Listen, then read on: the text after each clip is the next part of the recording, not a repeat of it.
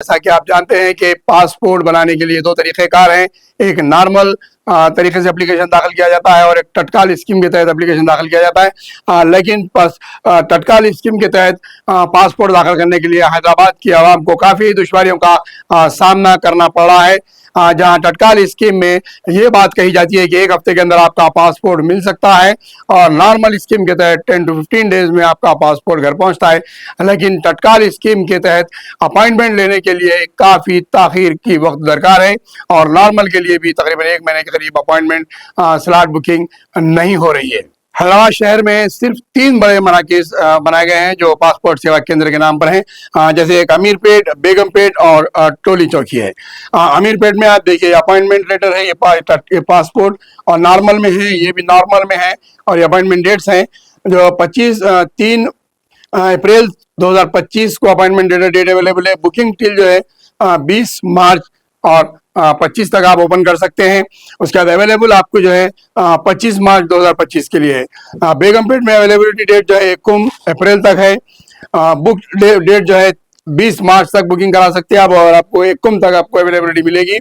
उसके बाद में अपॉइंटमेंट नॉर्मल पीसीसी के लिए जो है 25 मार्च तक है। उसके बाद टोली चौकी में आपको 3 अप्रैल तक अवेलेबिलिटी है, बुकिंग करा सकते हैं आप 20 मार्च तक करा सकते हैं। इसी तरीके से अवेलेबल आपको 26 मार्च तक है।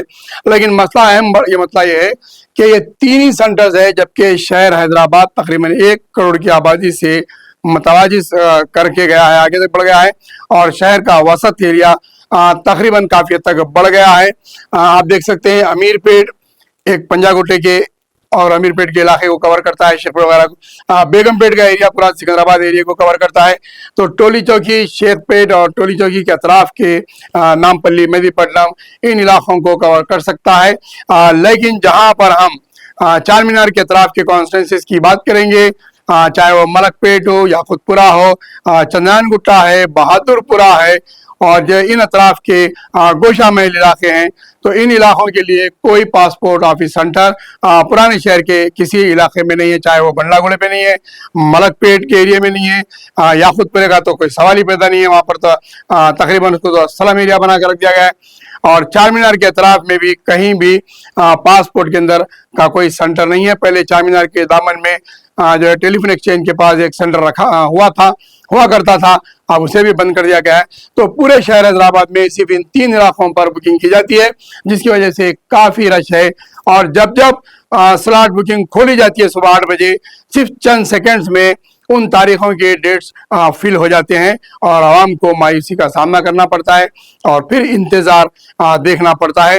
पासपोर्ट एक ऐसी ज़रूरत है और हिंदुस्तान का एक ऐसे ऑथेंटिक डॉक्यूमेंट है जिसके बगैर आप बैरूनी सफ़र नहीं कर सकते, चाहे वो स्टडीज़ के लिए हो, उम्रा के लिए हो या विजिट्स के लिए हो या हायर स्टडीज़ के लिए जाना हो या फिर आप कहीं तफरी के लिए भी अगर कोई मालिक को जा रहे हैं तो बगैर पासपोर्ट के आप नहीं जा सकते। तो चाहिए कि सेंट्रल गवर्नमेंट और यहाँ पर सिकंदराबाद और हैदराबाद के मेंबर ऑफ पार्लियामेंट्स को चाहिए कि इन सेंटर्स में और इजाफा कराने की कोशिश करें ताकि साउथ जोन चार मीनार एरिया के अंदर 2 पासपोर्ट सेंटर्स खोले जा सकते हैं, ताकि मलकपेट जोन में एक आ सकता है तो चार मीनार जोन में एक आ सकता है, जिसकी तरफ से शहर का काफ़ी हिस्सा कवर हो सकता है और ये बुकिंग्स पे जो रश है वो भी कम हो सकता है। आवाम को ये बताने का मकसद यही है कि इन डेट्स के हिसाब से आप अपने पासपोर्ट्स के तत्काल स्कीम्स को बुक करा सकते हैं। ये था हमारे चैनल से अहम रिपोर्ट जो आवाम को पासपोर्ट से जुड़ी हुई थी, हम बता रहे थे।